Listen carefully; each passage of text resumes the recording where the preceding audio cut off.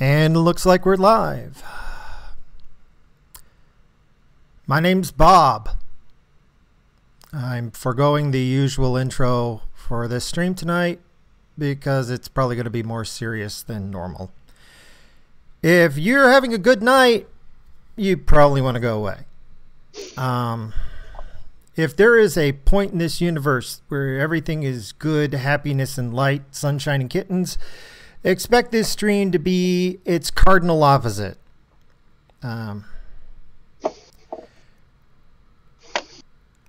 have some vague ideas what I'm going to be talking about. There was some other people who may or may not be dropping by, but mostly the stream tonight is part confession, part therapy, part unloading, and also part advice. Yes. To review for some people who may not be aware, I work with the mentally and physically disabled as well as people getting out of the mental hospital, and I used to work on suicide prevention. And I still do, I just don't do it in as direct and formal a capacity after an incident that happened a couple of years ago. It's kind of why I do the night shift here, because they trust me to deal with like the worst situations possible. I am the kind of person who runs to problems, not away from them. I work best under pressure. I usually fall apart when there is no pressure. That isn't bragging, it's just the way that I am. The problem is for people like me that usually you get into this mindset of, oh, my life is falling apart, must be Tuesday. You develop a number of habits that aren't very healthy. And for the past couple of months, I have been under a tremendous amount of stress as a whole nightmare of things have been happening. I'm sorry if my panel doesn't get to talk much. I'm going to be venting for a bit here. But one thing that is a big problem that even I have problems accepting is, especially a lot of men, is some people seem to believe that when you have problems, you talk about it to one or two people, but you don't go around blabbing it. You don't like express to everyone, because people look at them and go, oh, those are attention whores. They're just looking for sympathy. And that's kind of the wrong attitude to have. There is a reason for talking about your problems to other people other than looking for sympathy. And confessing your situation to others is important. Humans are social beings, and when we don't talk about our problems to others, when we keep everything bottled up, it will hurt you. And I'm not just talking emotionally. My health has been deteriorating significantly over the past 3 to 4 months now because I haven't been dealing with issues, and the resulting stress has caused my diabetes to go completely out of whack, and some opportunistic infections have taken place. You're probably quite fortunate you can't see my face because the huge sores on the side of my face, I got one that's about the size of an egg, and then another one further up my jaw. There's no weird disease. It's the same stuff everybody's got on their skin, but when your blood sugar's been piping around, 300 for a while, it sure is a lot of food for those bacteria that live on your skin. The big problem is I have a problem talking about my own problems because I don't want people to go, oh, poor baby. But this isn't about sympathy. This is about admitting that I have problems. I'm going to start off with the big one. My wife's dying. Well, sort of. She's got this weird disease that's so incredibly rare. About 50 people on the planet have it. It is a huge long name. It basically, it's not really an autoimmune disease, but somehow her body attacks her own, the little air sacs in her lungs and turns them into little pockets so that if the air pressure changes too much, they burst. If she's lucky, she'll only bleed into her lungs. If she's unfortunate and one of them pops the wrong way, it'll drop the air into one of her veins. It'll drift up to her head, and, well, then she can have a stroke. She's quite fortunate. Most people who get this disease are usually dead by their 20s, late 30s, usually. She kind of lucked out for a number of reasons, but the doctors still don't know what to do. Anything that might change the pressure in the air enough to pop your eardrums could be fatal for her. I've also had 2 cats that were dying that I'm kind of used to. I rescue them and I save them, and I have this rather adversarial relationship with death. I fight him tooth and nail, and then eventually he wins. Last night I had to put Gino to sleep. Well, actually, that's not true. I didn't have to. He has cancer. He's probably going to die within the next 4 to 6 months. But last night was the first time that I put a cat to sleep without fighting tooth and nail right down to the line. Usually I'll wait until the cat gives up. Gino probably had another good month or 2 before he would have given up. It was going downhill. He was throwing up, but he was still okay. The reason why I put him down yesterday was blatantly triage. As somebody who's used to taking on disaster after disaster after disaster, I've had a lot of disasters the past 3 months, and I had to admit that I was reaching my limit. My health is deteriorating because I'm trying to take on too much. And whether I like it or not, I didn't put him to sleep because it was the absolute last minute. I did it because he was going to eventually die. It probably was going to be extremely painful. And I just couldn't take having another death around Christmas, which is when it probably was going to happen. I've dealt with this disease before. Cancer of the intestines. I know how the cat dies. I know the effects. And I know that probably about Christmas be when I'd be putting him to sleep. I feel amazingly guilty that I gave up 6 weeks early. But I needed to. Because the fact of the matter is I have reached my limit. And I have to worry about the bigger picture. That's the problem with loss and losing things. Is there's people who are strong who can deal with a lot. There's people who are weak who can deal with a lot. But eventually everybody comes to that breaking point where you shouldn't go any further. It isn't that I can't ask for help. That isn't the issue. The issue is that the only help I can get is emotional support at this point. Unless, of course, somebody out there is willing to write me a check for about $80,000. Which, by the way, would be enough to cover the amount of repairs that probably are going to need to go into my house to fix the foundation. Because apparently we had an earthquake up here in central New York 6 months a year ago, and it apparently shook my house enough to lower one corner down. So I'm looking at tens of thousands of dollars to fix my house. And if you think that's the end of this, no. Earlier in the week, someone I knew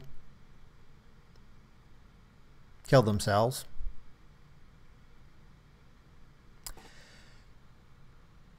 I want to say that it was out of the blue, but in retrospect, I can kind of see it. I'm not going to give too many details. But I am going to say this. Fuck you. You cunt. I know I'm not supposed to be angry with the dead, but I am fucking infuriated. I am so goddamn angry. You fucking bitch. You know what my job is? You know, you could have come and talked to me at any time, but in retrospect, figuring out everything that happened, the problem wasn't that she wasn't looking for help. The problem was that she wanted help from a very specific person, and from anybody else, it wouldn't matter. She was using suicide as a means to try and get somebody back in her life.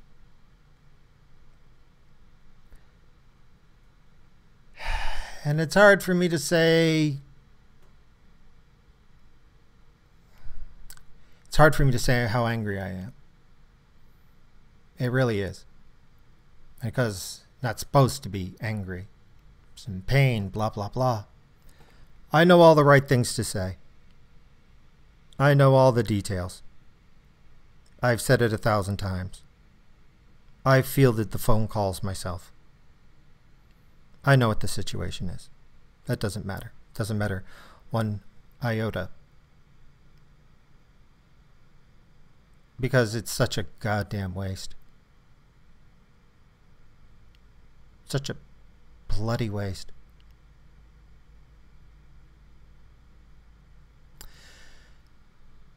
And, you know, there's the usual, well, I could have, I should have. And I'm not going to get into the details because I don't want to dox the people involved. Which kind of sucks because I really would like to.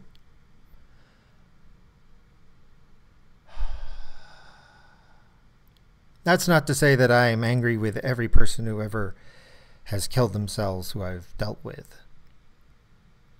What I'm saying here is there were other options. And see, if somebody calls out and asks for help and then later they kill themselves, I actually can't get angry with that person, because that's somebody who at least tried and they failed. They were trying to overcome their pain and they couldn't. I don't blame anybody like that. This was somebody who... This is somebody who tried very hard to hide her pain, but not to the one person who she wanted, who, I'm going to be pretty blunt here, was unworthy of her attention. By the way, there's no romantic feelings involved here. This is, I don't want to say it's professional, but it's not a personal. It's difficult to explain. Give me a second here.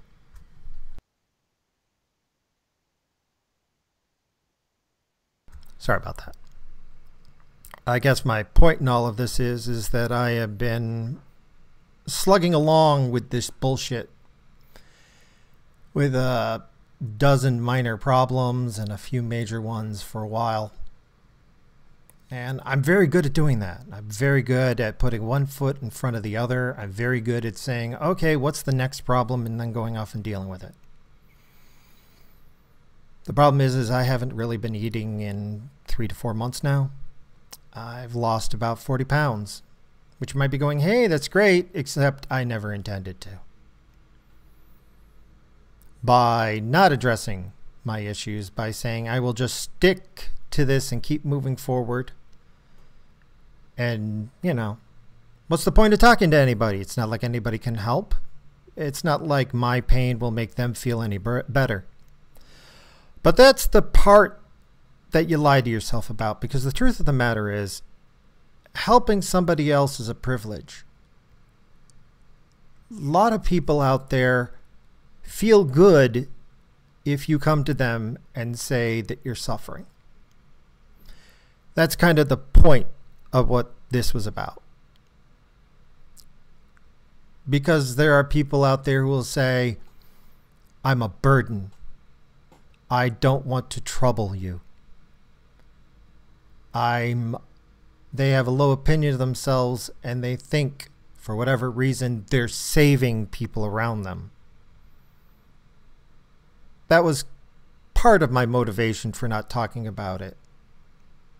But the truth of the matter is, most people will feel honored if you come to them and say, I am going to rip out my heart and show it to you with all of the visceral blood and guts and everything else attached to it.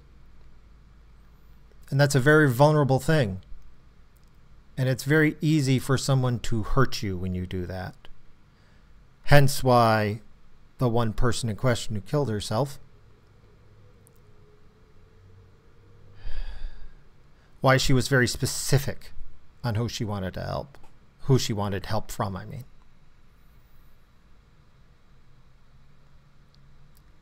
You are not a burden to other people. There will be people out there who will consider you a burden. But even someone like me who is having a absolute shitty couple of months here, not as shitty as some people I know, but still a shitty month,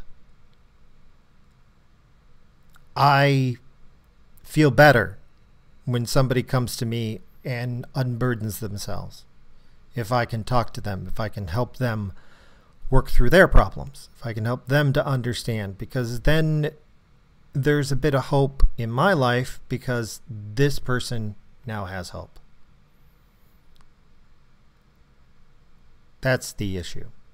You need to realize that your pain, while it hurts you, doesn't necessarily hurt other people.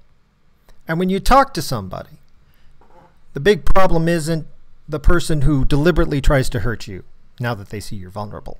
You may have enemies and not know it. You know, I've seen horrible people on Twitter where somebody like confessed like death of their child and somebody else said, good, because you're a, you know, you're a right, alt-right, you know, fascist or some bullshit. I'm like, wow, you are reveling in the death of somebody's child just because of their politics. You are a monster. There are people like that, but chances are you won't talk to somebody like that. The big problem is when you go and talk to somebody and they try to be helpful and they're just not good at it. We've all met this person where they try to say nice, kind, helpful things and it just makes things worse. The only real advice I have is you have to try more than once. Because in the long run, that's what you have to do. Life's worth living. And I could go through my whole spiel of explaining to people exactly why killing yourself is a bad idea. I mean, I've got a pretty good reason that doesn't deal with the usual, you know, but isn't life a many splendored thing? No, I pretty much get down to the nuts and bolts reality of the situation, because the reality is life is worth living. Not just an opinion, factually. But that's not the problem. The problem is that I personally have been ignoring my issues and moving forward and not trying to deal with shit. Or rather, I've been trying to deal with shit by going, I can't deal with this right now, but as soon as something comes up that I can fix, I'll worry about it then. And I'm killing myself. Not probably won't die from this, but I'm injuring myself. So that's pretty much my part. There was somebody else who was going to be here tonight to talk, but we're not going to talk about his situation until he shows up. I guess tonight is more about unloading. And if there's anybody out there who feels they need to unload, hey, we're here to listen, and we appreciate it. That's pretty much the big confession for me tonight before we get into anything else. Is there anybody who wants to talk or bring up anything of their own issues? Sure, actually. I haven't told this to anyone recently, but my parents have been fighting. They've been, of course, trying to keep it away from me, you know, not trying to bring me into it. And maybe like last week, we were at someone else's place for around an entire week, and it was pretty crazy to see my parents like that, because I've never seen them yell at each other like that, especially my father. So ever since then, I haven't looked at my father really the same, and that's really been it for me. Yeah, I've also been noticing me getting white hairs, not gray, but completely white on the sides, backs of my head, on my right eye. My eyelashes have gone white. Maybe I'm stressed. Dude, That's you went probably through a that sign big, of it. huge health problem a while ago, remember? You may That literally have done that to yourself when that happened. that too, yeah. So Yeah, the odd thing is I know you're not bringing it up, but I hope you don't mind me bringing it up, but you almost died, dude. yeah, I did. Yeah, this is pretty crazy.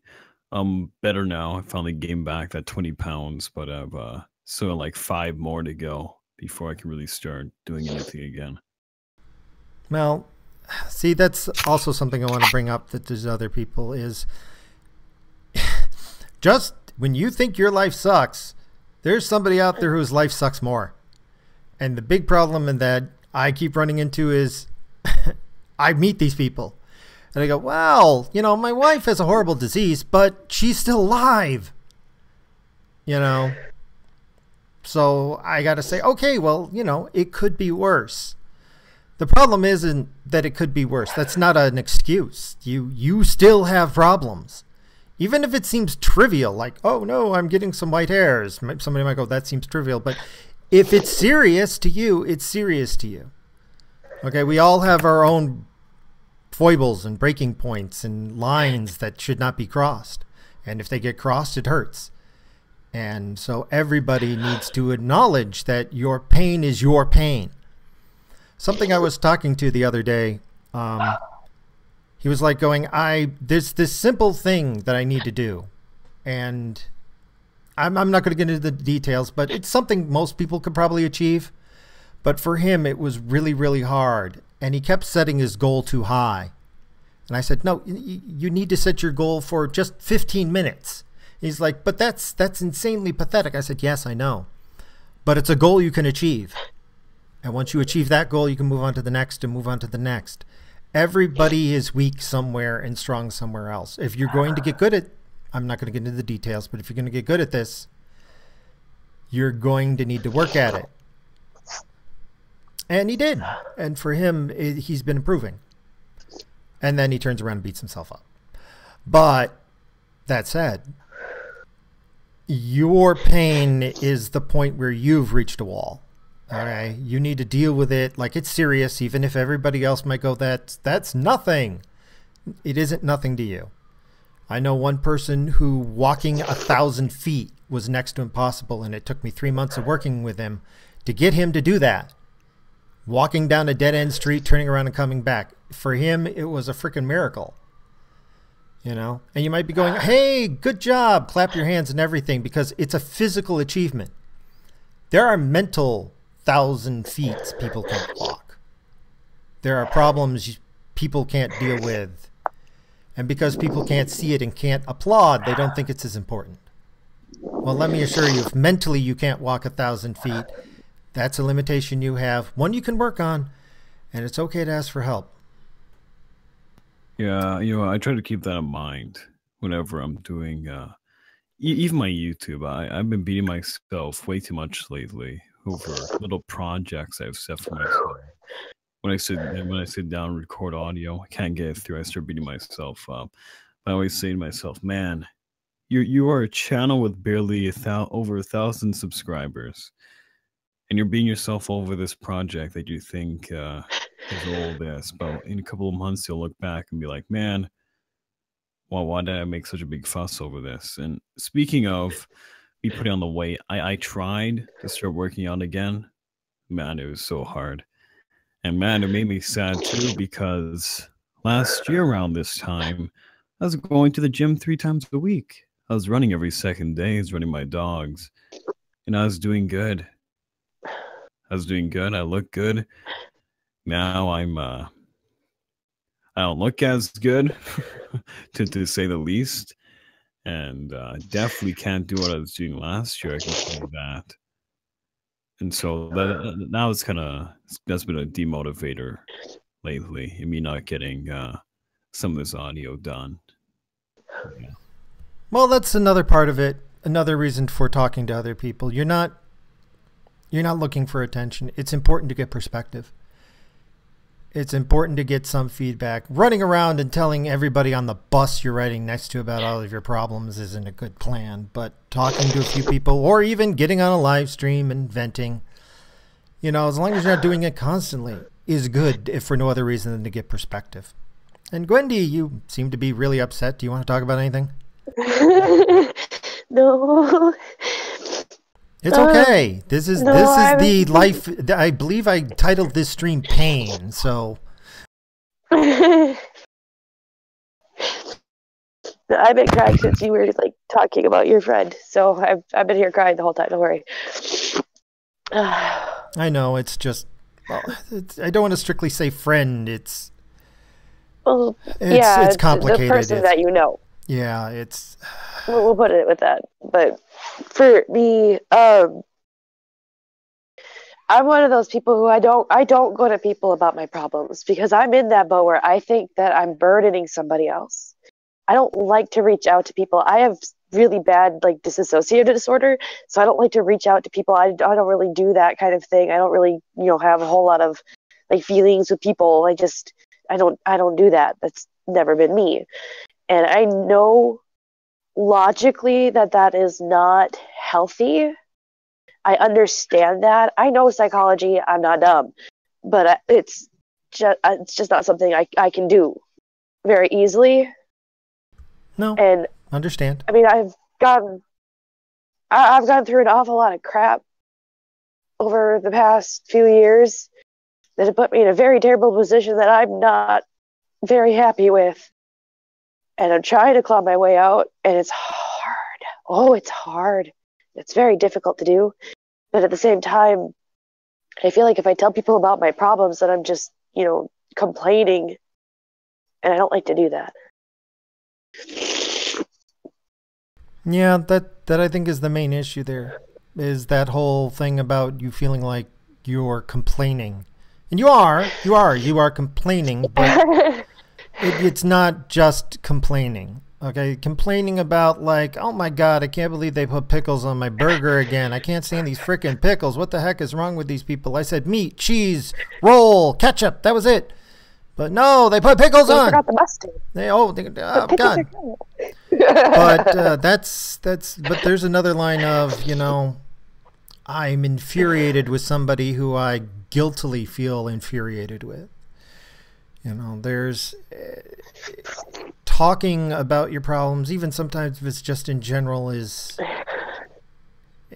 I don't want to say therapeutic, but it's kind of, for lack of a better term, what it's about. It also saying things out loud allows you to put them in perspective because they're out there now and you get to listen to what you're saying.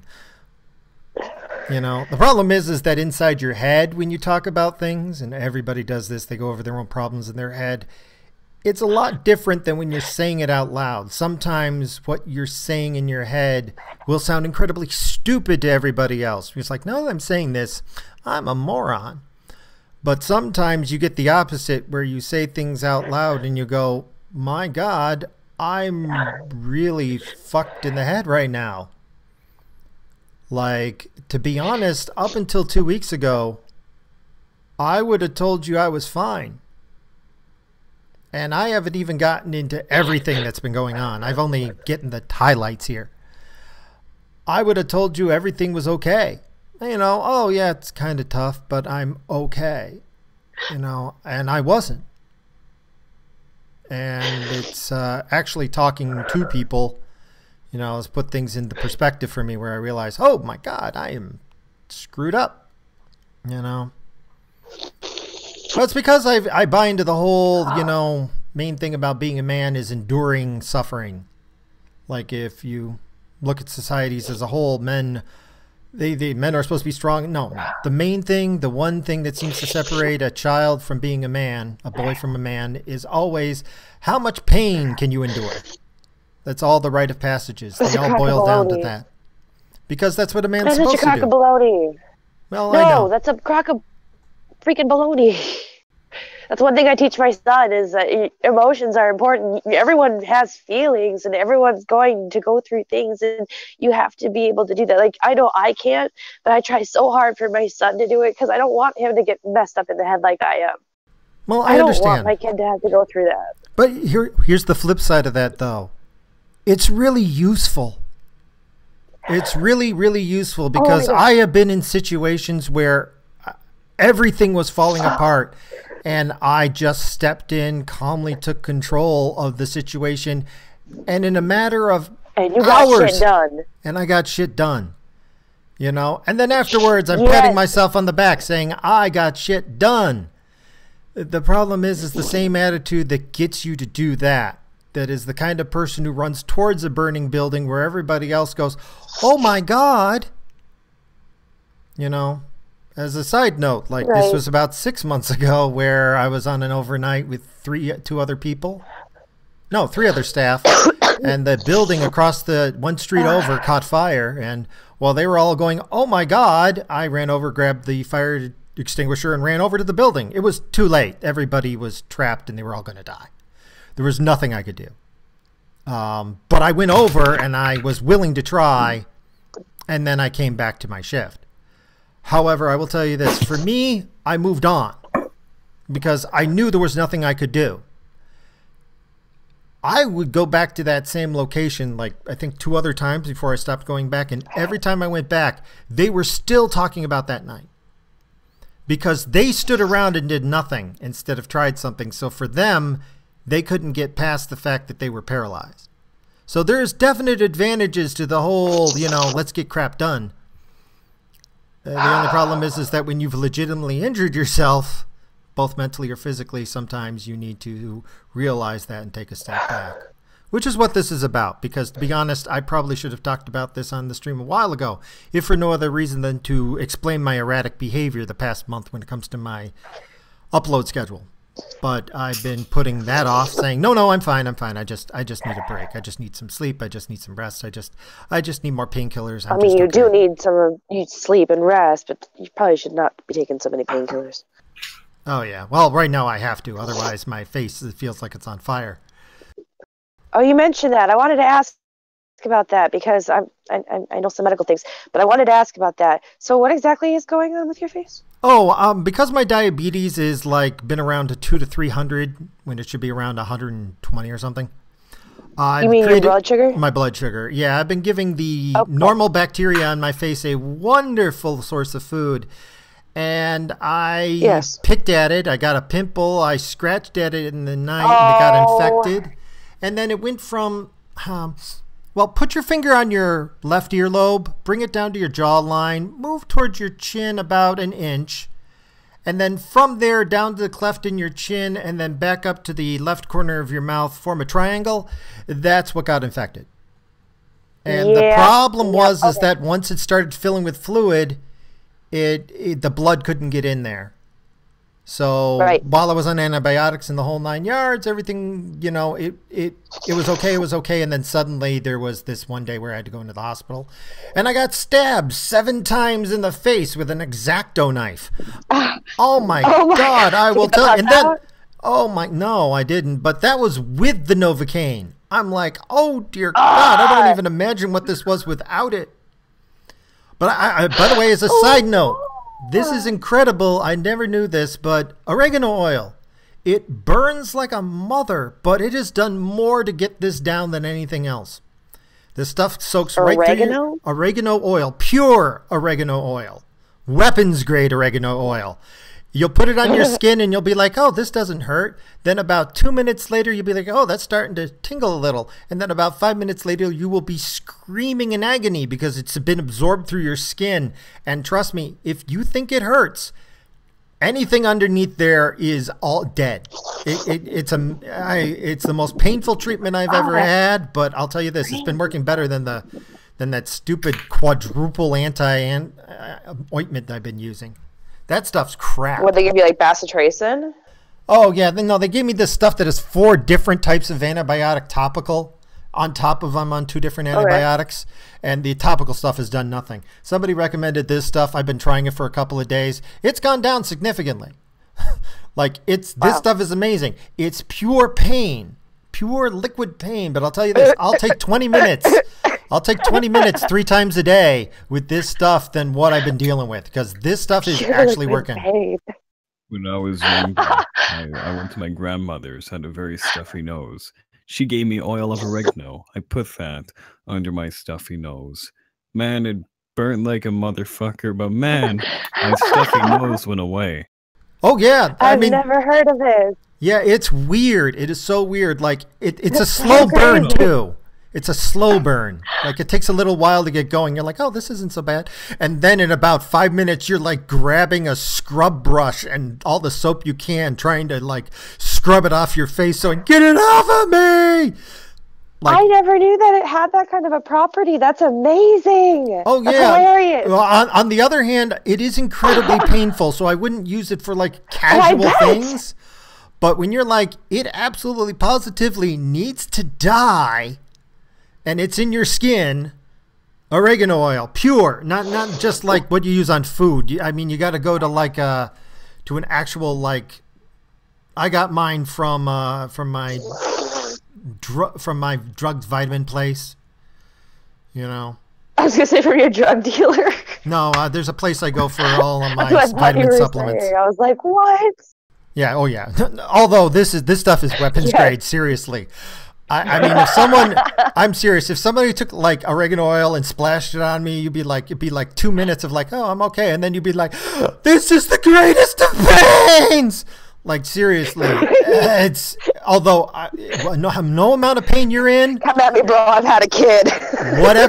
Whatever bacteria is under your skin, it is dead. It. Oh. And it's amazing it does, because on your surface of your skin it doesn't hurt, but once it gets absorbed, oh my. So hey, there's a little pro tip for people out there too. Ta-da. Ta-da. Well, you've been quiet, one Aussie guy. Is there anything you wanted to vent about, considering this is the pain stream?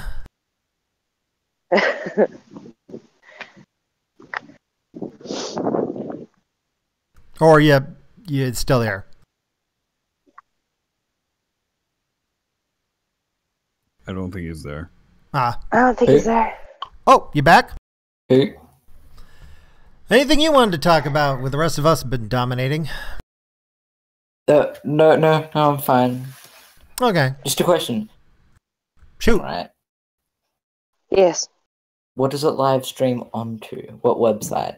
Oh, onto YouTube, on the Eldritch God. Okay. Yeah, so. Yeah, I know. You've been gone for a while. You have an interesting timing for coming back, but, you know. Just been school and relationship stuff and everything. Just. Yeah, so. Oh, well. You feel up to actually dealing with some topics now. Yeah, let's do that. By the way, the topics don't get any more cheerful. Dozens gravely wounded in Vegas face long road to recovery.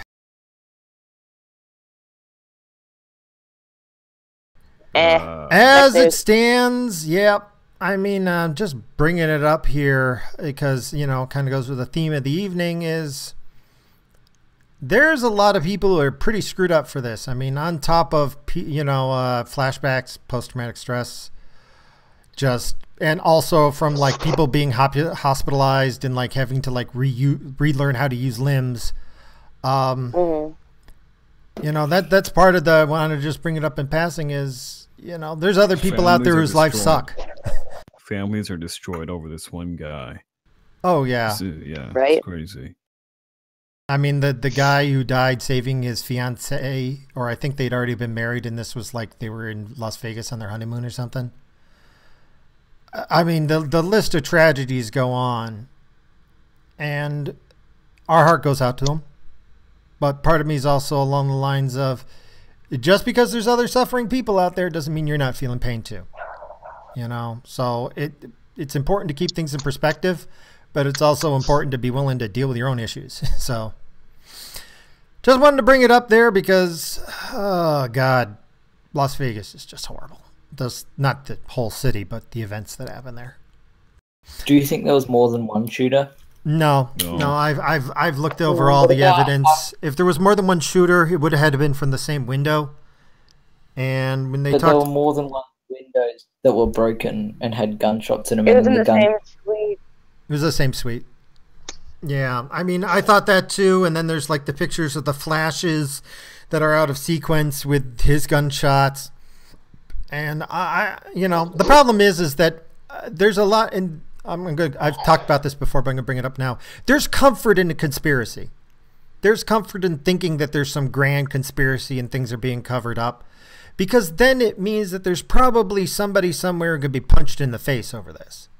Sometimes there's no conspiracy. Sometimes it's just one lone insane man. I still haven't definitively heard what his motivations were. I don't know if we're ever going to truly, but I've heard so many different rumors on what his motivations were that it's stupid, and I don't know what to believe. Yeah, I think at this point As a his girl- motivations don't matter. I think what matters is that No, like Yeah. at this point, what matters is all the people that were affected by this, and also, even though I was telling you, Aussie, about gun regulations, it comes up especially for this. This wasn't a handgun that he's using. He Right. got these weapons legally. he which bought I them think over are like over unacceptable. decades. He bought these over Yeah. decades. Yeah, he took his time to do this. Yeah, this is a guy who this systematically decided to do this. Yeah. Although I've got two things I want to tell people, and I'm standing by I've said this before. I'm going to say it again. If you want to commit murder and then commit suicide, I got no problem with that, as long as you commit the suicide first. All right, that is the only case where I will condone suicide. Strapped to you. If you are after thinking die. of murdering people before you kill yourself, that is the one time where I'm like, nope, you feel free to go and kill yourself first. All right, because this whole, I've got nothing else to lose by killing a bunch of people before I end my own life. Screw you. Okay? If you're killing yourself, nobody, what does it matter what you've done to the world? Okay? You're going to be dead. It's not going to matter. If there's an afterlife, trust me, going out murdering a bunch of people is a bad idea. And if there isn't an afterlife, then all the murders that you committed before you commit suicide, what's the point? You don't benefit from anything you're done. You're dead. All right. But here's the other thing. Talk to someone. Okay? If at any point the idea of, murdering a bunch of people might be good, or killing yourself might be good, at any point seems like a viable option, find anybody and talk to them. All right? Because that's the one thing that pretty much people can tell about this guy is whatever he was doing, he planned it decades ago. He's been doing this for a long time, and he hasn't given up jack to anyone about his motivations. For a guy who probably spent 20 years planning to murder a bunch of people, he was really careful not to leave a trail. So anybody who's that crazy and that devoted, I don't know if there was anything anybody could have done. Because if it Was wasn't it 56 dead? 58 dead, over 500 wounded. Yeah. And 45 people are still hospitalized, even though it's, been 2-3 weeks now? The guy unleashed over 1,000 bullets. And I will say this, bump stocks need to go. That is a way of getting around regulation, okay? Bump stocks, there's no point for that. But the problem is that is a recent technology that has outpaced the law, which is always what's going to happen. Like that kid who put a gun on a flying drone. That was a disturbing thing to see. The kid is like, look what I did. Sounds terrifying. Oh, those little personal flying drones? He got one. He souped it up, put a handgun on it, and flew it around. And he could fire it. And I'm like, holy shit. Oh, my God. Oh, no, like Eldritch God, just wait. All you need is just one nerdy kid at school who gets picked on. And then the whole thing about don't come to school tomorrow. Imagine that, but a kid that doesn't even have to be there with a drone. Oh my God. Here's the other part that kills A me. fleet of drones. Yeah, I don't know if you guys do paintball. Do you guys do paintball at all? But I know of it. I know of there's a place where you can buy auto tracking, fully automatic paintball, what do you call them, like sentries. It's surreal. They will track you and just I'm like sitting there and going, holy crap, if you had one of these and just put on any other gun, you could just mow people down. You don't even need to be there. Like the civilian technology is available for the craziest thing. And when I'm looking at those paintballs, I'm going, wow, just fill them up with oregano oil. I mean, you just have to have the knowledge to take the technology from that paintball century, hook it up to the drone, and then just fly it around. There are drones now which track wherever you go and follow behind you. Is That's there? creepy. Do you think that one kid in his basement who has been having really dark thoughts could not throw this together and have it go after people in the halls? Oh my God. Well, you know, a little bit of confession. I've already said it before, but I'll repeat it here now. I got the shit beat out of me for about 10 years in school. And I will say this, it's probably a good thing I didn't have access to guns, because I may have snapped and murdered everybody. But as it stood, yeah, I mean, as somebody who has been on the receiving end of I've mentioned the whole face sewn back on shit. That hatred is something that lingers with you. Mm-hmm.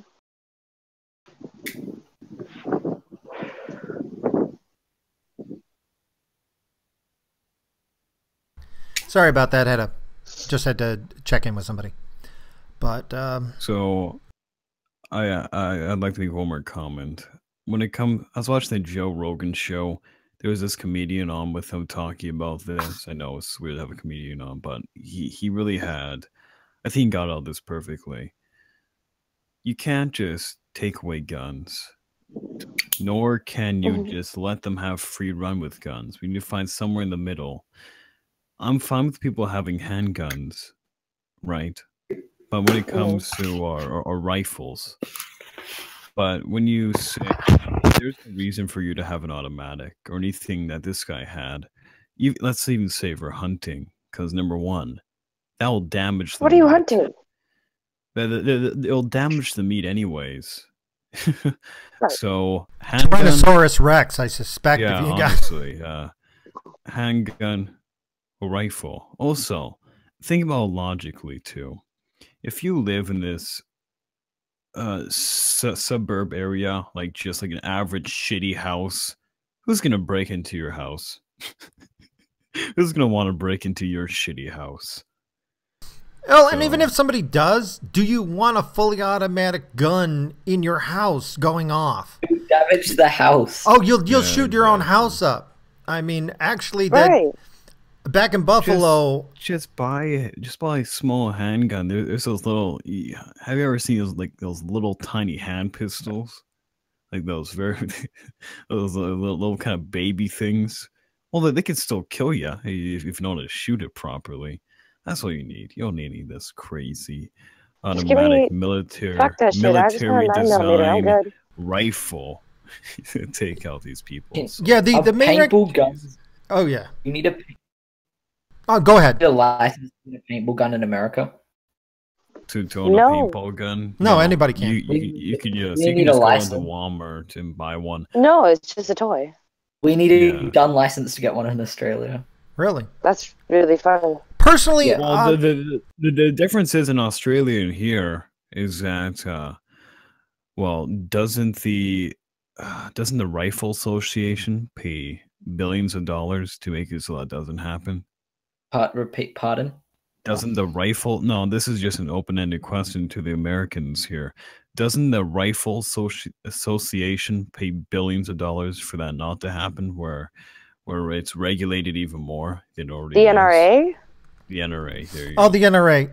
Yeah. Well, I mean, yeah, they do make donations to various politicians who support their positions, but I would also counter with not a single NRA member has committed a mass shooting yet. So, That's true. The weird thing They about do the a lot NRA, of, like, education too.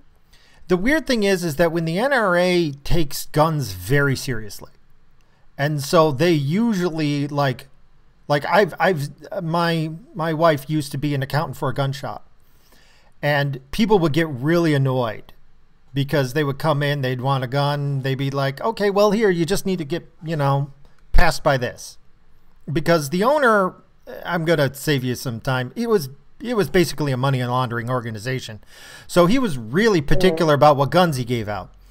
But when people would come in, they say, you just need to get certification by the NRA. And they would do this training course where they would put you through this whole course and you don't even get to fire the gun the first session. They say, okay, when you come back, if you can tell me everything that I just taught you, then I'll let you fire the gun. If you can't, we're going over it again. Like, people who have actually been trained with guns are very unlikely to kill other people as much as people who see...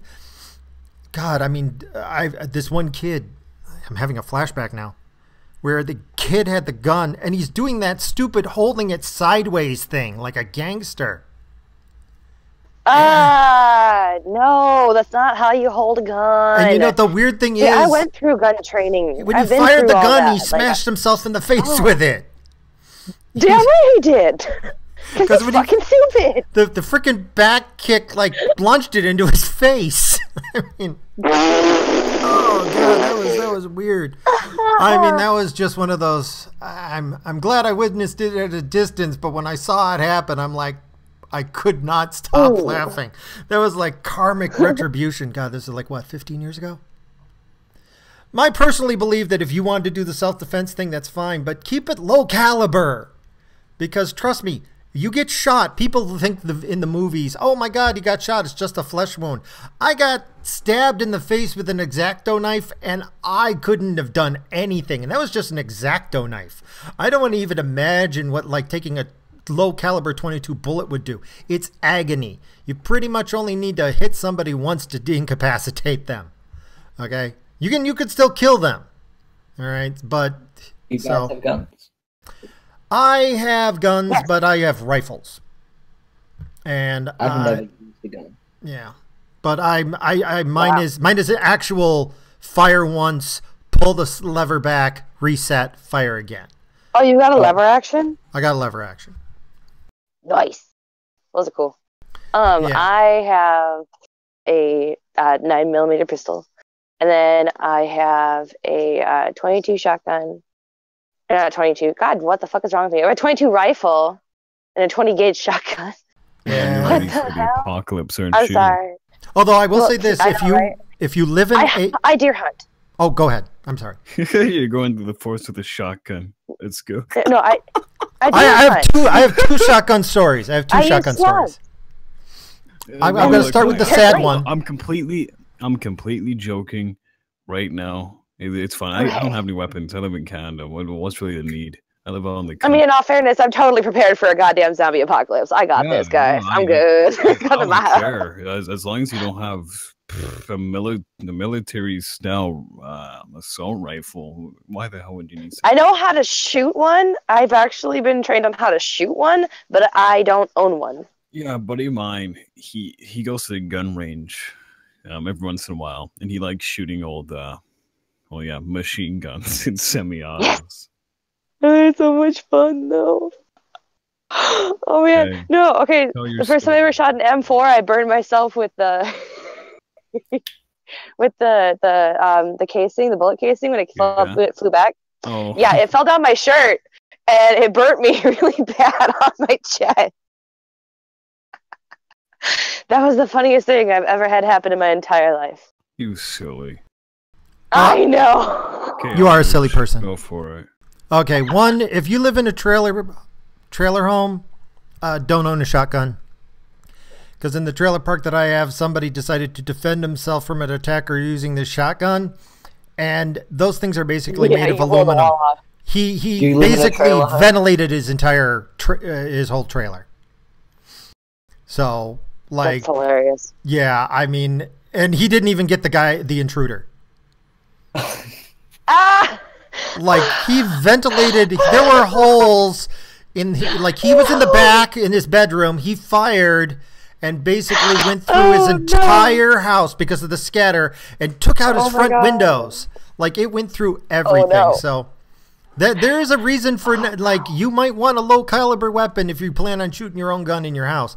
But the other joke is that I grew up in a little rural area with a lot of farms, and one guy I know went shotgun hunting with solid slugs, and he got too close to somebody else's farm and he saw a deer. So he crouched down and aimed for the deer and fired, and he missed, and the deer bolted, and the solid slug went over the valley, over to the hill on the other side of the valley where there was a cow, and he caught it right between the eyes. And he dropped the cow. God. And you might think that's kind of funny, except that cow was about $600 or $700, which he had to pay out of pocket. So, and he also got written up for hunting too close to, there's a reason for you don't hunting too close to civilization. But man, I remember Oh he my told that God. story the time. He's like, yeah, I was sitting there and I'm like, damn, I missed. And then he saw a cow drop and he's like, uh-oh. Oh no. But props to him for actually confessing, because he could have just ran away and hoped nobody found him. But at I would least have he, ran away. I would have ran away. I can't even lie. I've done things where it's like I once backed into somebody's car. I legitimately like fucked up their car really fucking bad with my dad's truck, but my dad's truck didn't have a scratch, so I drove away because I was scared. yeah, that happens. I was like 18 though. Come on. You got to understand that, however, in my hometown, there was maybe 1,000 people. That's like my hometown. Yeah, so with only 1,000 people, trust me, they would have found you. Because they would have gone, who was out hunting with a shotgun at that time? Hey, Mel, this? Yep. Hey, go talk to the, to the Sweets. Do you think the Sweets?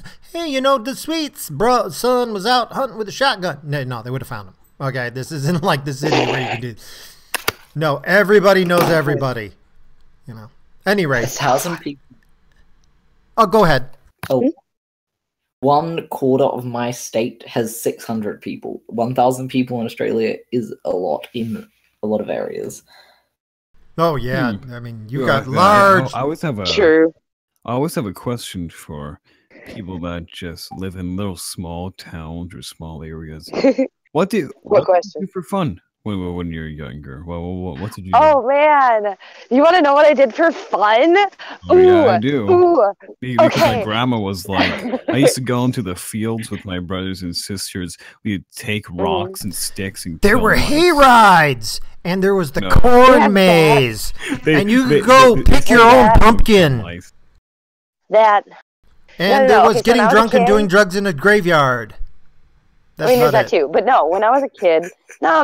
There was all kinds of stuff. When I was a kid, we lived like 10 miles out of town. And this is before the age of cell phones.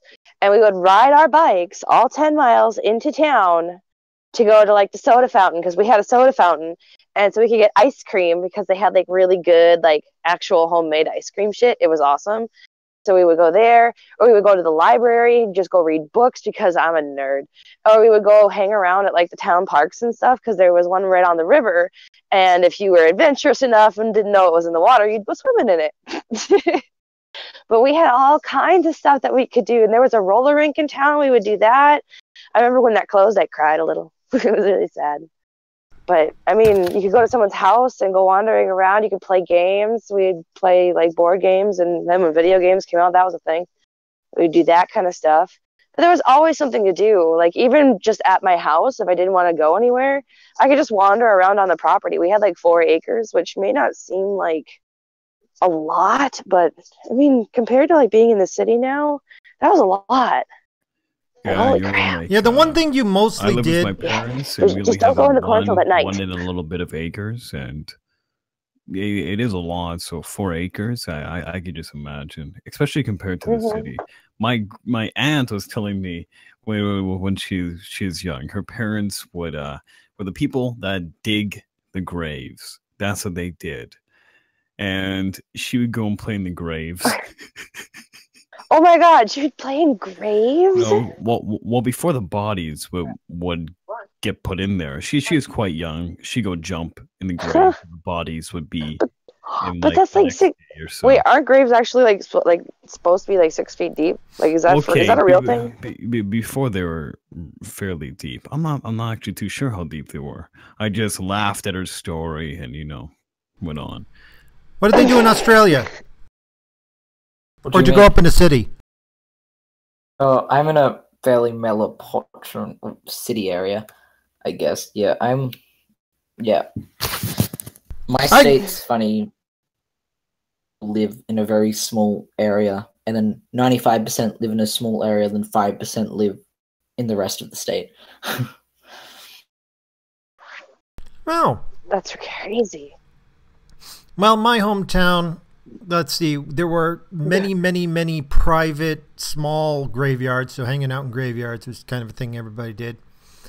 Wandering about the neighborhood, I sincerely believe.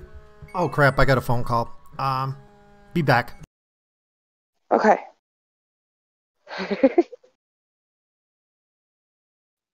Yeah, because I'm 18. All I just do is go out with friends every once in a while and go see a movie. I want to go see a movie sometime this upcoming week or so. Yeah. Like, how big is your town? Oh, I don't live in town. I live right outside the city, maybe like Oh. 15, 20 minutes. Okay. But for the last couple of years in the summer, I go over to a small town, right, 3,000 people, for like a little festival over there. We had family over there too, and remember, and that thought always crossed my mind. Hey, well, what would you do in a really small town? Yeah, that's all. And you guys answer that question. It's much more different now, though, isn't it? Well, probably won't be for a small town. You probably did the same thing, but I mean, in this day and age, it's. I'm not sure. I mean, I haven't lived in a small town since, and I mean, I left when I was like 19, so that was math 8 years ago. Oh, I'm getting old, and I mean, at that point, I had a car and I could get to the cities if I wanted to and things like that. But like as a child, like as a kid, I mean, that was different. That was when you had to like bike into town and do all these things. And, you know, we didn't have cell phones and no one was worried about things because there was always a payphone at the library or something that you could do. And I mean, now I think it's a lot different because people get like so paranoid about their kids going all over the place and stuff now, even though there's cell phones. Which I understand it because, you know, the world's a scary place. But I'm not sure what it would be like. Like, I don't think I could let my kid do what I did. Not now. Yeah, it's that seems what's going on. Parents are saying, "Hey, look what we used to do. We just go run out in the fields, and parents would say, just be back before dinner, and we were, and they wouldn't care. But then once they grow up and they become parents, you're like, no, I'm not letting them do what I did. Well, a lot of it has to do now. I think we are more aware. Oh yeah, and it like let's think about like cigarettes, right? Everyone used to smoke until they became aware of how bad it is. Yeah, people still smoke. I'm not throwing anything like we're aware at of what's wrong with it, but whatever. I know. Yeah, exactly. But now you Sorry really about know that. what's going on. Now you really know. No, it's okay. Are we still on the topic of weird hometowns? Yeah, no. We were talking more about like how things were when we were kids as compared to now. My hometown, everything was doldrum hills, and there was a lot of places to hide and stuff, and so we'd wander about all the weird stuff. And one place I remember we found all these mysterious deep holes that were totally out of place, and near them was this the front end of, I think, a truck, Jeep, military style. It was almost as if it had been buried like ass first into the ground. And this was just the front. We kind of uncovered the bumper and part of the front. There may have been a whole truck there, or that may have just been the front part of it. But, you know, it definitely went along with a lot of the other stuff that was in the area. Like there's this one place, an open field where nothing grows, where you could set the ground on fire by throwing matches. Oh, don't do that. Yeah, I swear to God, I think that... Don't do that. I think that my hometown was close to, like... some place that worked on the Manhattan Project. I'm serious. There's like, oh my God. I'm serious. It feels like there and all these weird. If you're on the main water source, you're fine. But anybody who drinks the well water is crazy. So, I always thought there was something in the water actually driving people insane. My hometown was actually pretty screwed up. Eldritch God is beginning to talk like Alex Jones. They're putting chemicals in your water. They're making the freaking frogs gay. They're making the frogs gay. Oh man. What the fuck? I love Alex Jones. He's such a character. And that's I funny vaguely too. know who Alex Jones is. I know he's a joke, that's it. I don't know if he's playing a character or if he's being serious or if he used to play a character and now he's just kind of became that character. He used to play a character he became the character when he started being right. Like, for the longest time there, he was just this weird conspiracy nut. Then it turned out he was true about a bunch of his conspiracies, and people started taking him seriously, and he didn't know what to deal with it. Like, he used to be an act, but it isn't anymore because the act has been so successful. That's really messed up. It brings me back to Jesse Ventura, because I was watching the Joe Rogan show. I love Jesse Ventura. I love Jesse Ventura too, and I bet you love him even more because he was your guys' governor. For a little while. Yeah, it was great, dude. Honestly, he was great. He did a lot of good for Minnesota. Like, he was able to clean up some of the really fucked up areas. He was the one that instituted the like background checks and stuff requirements for like apartments and places, because we had a big problem with people like fucking shit up and doing all sorts of really stupid shit in like apartment buildings and things because they didn't require any background checks. A lot of them didn't, and they ended up cleaning all that up, and it was like all the crime kind of went poop. Yeah, Jesse Ventura is really great, and I bet you if he ran for president this year, he would have won. I think, at least. And even if they would have brought up stuff from his past, you know, he's such a good talker. He would have talked his way around all the candidates. He's quite brilliant. Good. Yeah, I love that man. I agree. But, what he was talking about, he was talking about, hey, you know, you hear all these really crazy conspiracies, but then over time it's like, I wonder if they're right. And that's what I think really happened with Alex Jones. And eventually some of them did become right. Well, yeah, just because you're paranoid doesn't mean you don't have real enemies. Yeah. At any rate, True. Shall we move on to more topics? How we doing? Yes, we shall. Sure. Okay. I'm getting cold. Man cleared of killing daughter. What? Oh, because Aussie just said, "Hey, how long do we usually go?" And it's really right now, it's whatever we feel like. Off or right when we finish. It's only been one of these live streams. Well, I mean, if you have to go, you can head out anytime. Oh, it's like I go today. It's fine. I mean, we've already covered the main topics as far as I'm concerned. This is just other incidental filler. Yeah. But this one is sad and good at the same time. Man cleared of killing daughter 2 years old after his son, 7 years old, confesses. This is down in Fort Worth, Texas. Apparently, they were charging Anthony Sanders with the smothering of his daughter, and he denied it the whole time. He'd been jailed since for basically a year now. And eventually, his son came forward saying that it was an accident, that while he was playing around, I don't understand this, accidentally rolled a heavy pillow onto his sister's face. And something was inside the pillow that made it heavy, so he couldn't get it off her. I don't understand, but that's the story. What kind of pillow is that heavy? I know in my job we have what are known as weighted blankets that we can put on some of the clients because it makes them feel more comfortable, but I've never heard of a weighted pillow. Are they charging this?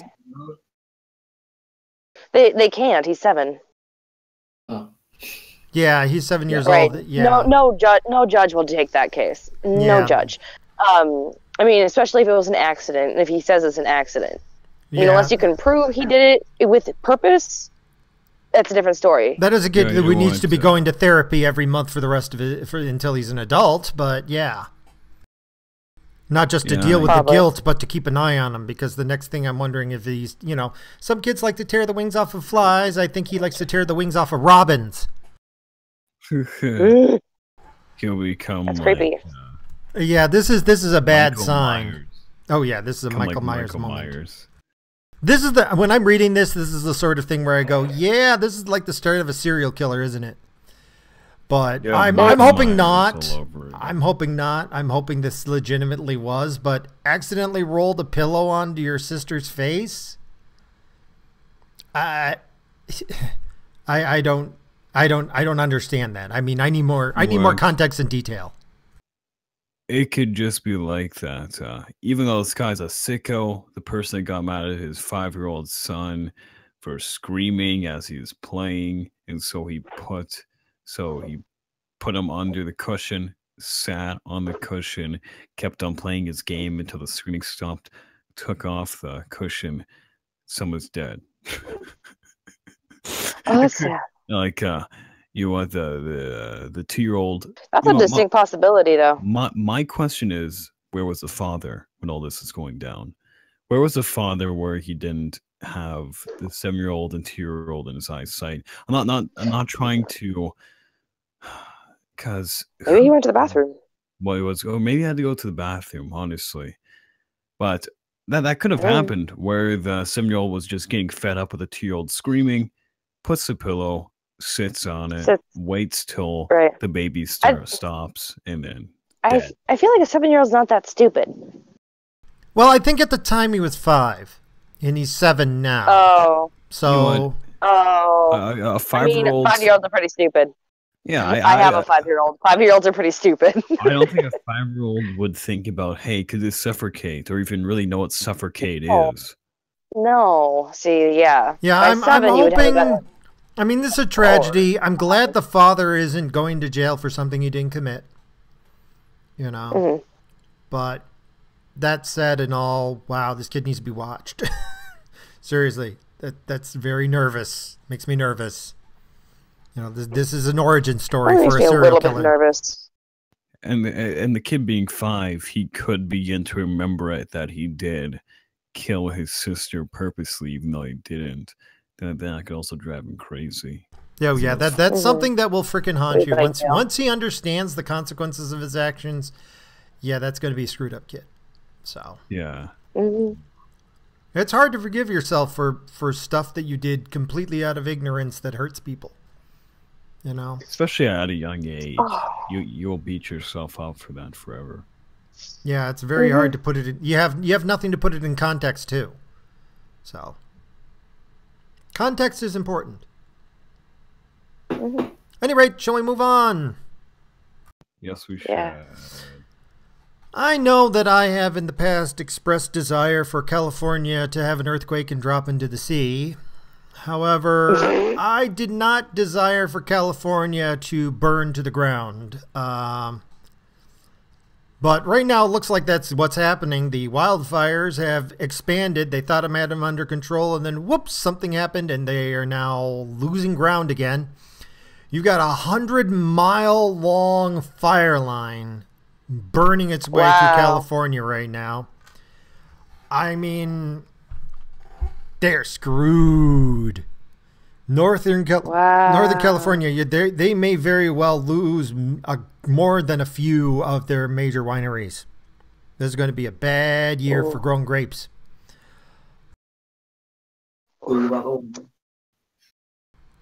Yeah, I mean, they're evacuating towns. The death toll actually is remarkably low as far as I know. Last I heard it was around 33. Still heaps. Yeah. I'm sorry, what'd you say? That's still heaps. 33 people. Still a lot of people. Oh, that's still, I mean, relatively speaking, considering that they've evacuated over 100,000 people. You know, only 33 died. I mean, that's pretty good. Only 33 out of that many people being forced to relocate. That's actually, you know. Although the part that kills me is there are people out there protesting this, saying, end evacuation now. We should be allowed to go back to our homes if we want to. I'm like, oh, no. What the hell is wrong with you? Well, it's California. People. That's California. They're all they're crazy. You know, like for some reason they believe by sheer force of will they can tell the fire to go away. And it's, I mean,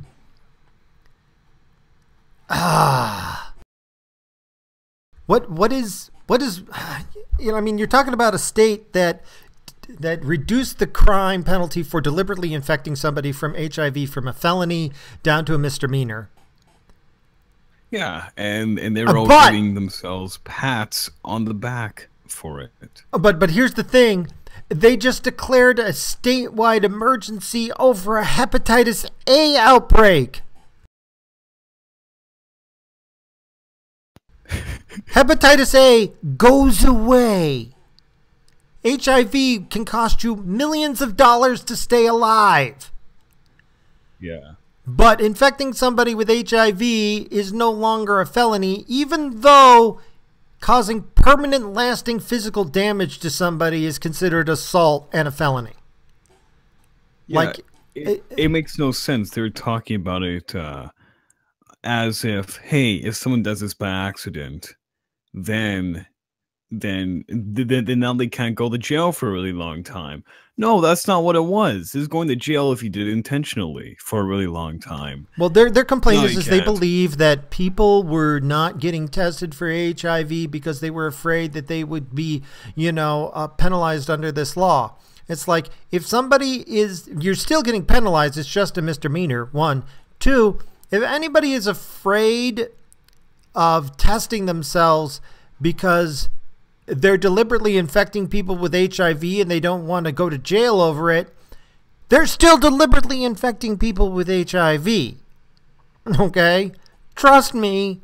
Well, okay. It's nuts. I'm gonna be a little bit devil's advocate on this one because I can kind of see why people would be hesitant. Because from the way that I'm understanding it, like even if you technically didn't deliberately give someone whatever the HIV thing, like by having sex with another person, you are putting them at risk because you have it, and it can be construed that since you know you have it and you had sex with this person, that you intended to give them whatever, and you can't really verify, well, no, that's not what I intended, or yes, that's what I intended, and that could be a legitimate fear because you don't know how the law is actually being interpreted. Well, here's how the law is being interpreted. If I have HIV, let's go. Well, hold on one sec. If I have HIV and I tell you I have HIV, you cannot put me in jail. Okay? If you have HIV and you just tell the other person, I mean, that's going to turn them off and not get you laid, but that's all you have to do. Maybe. Like, so it's really, the law is basically to say, tell people if you've got HIV if you're going to have sex with them. That's really what the law boils down to.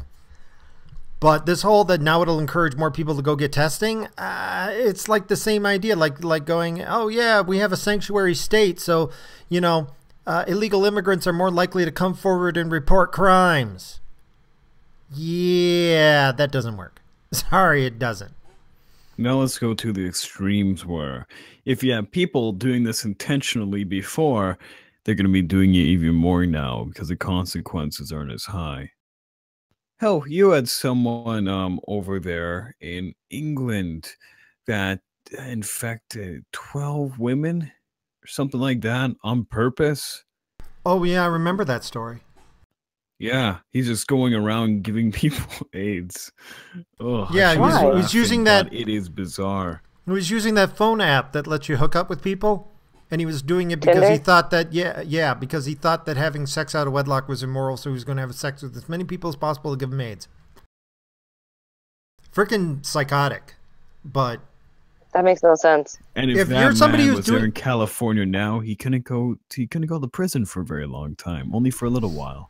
Well, here's the part that gets me. Anybody who believes that, okay, who is in that mindset, they need to go to jail for a long time, because nothing you can do is going to, if somebody has a religious belief driving them to spread the disease, you can't be rational with these people. Okay, this law is to get irrational people off the street and protect people. And they just made it easier. But yet again, you can get a $1,000 fine and a year in jail if you use the wrong pronouns.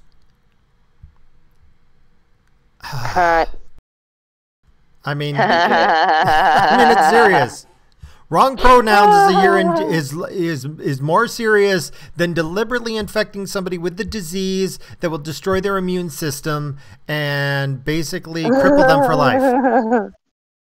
Welcome to California. That's really funny. Can they succeed? Can we force them out of the union? Like, I know that. I mean, can we kick them out? No. Well, aren't they like they're in Brexit, like Brexit or something? Kicks it. Oh yeah, they joked about it. There's no way that they would do it though, because financially they claim, oh, we give more money than we get. Yeah, you get 99 cents for every dollar in taxes you send to the federal government. Okay? Fine. I'll give up that 1 penny just to get rid of you nut jobs. But right now, they're not complaining about the federal government because the federal government is sending them, like, you know, so much money to save them from their freaking fires. But if they had money and they weren't a bunch of socialists, they wouldn't be in this financial situation. They'd actually be able to afford their own firefighters. Just a side note. They're not socialists.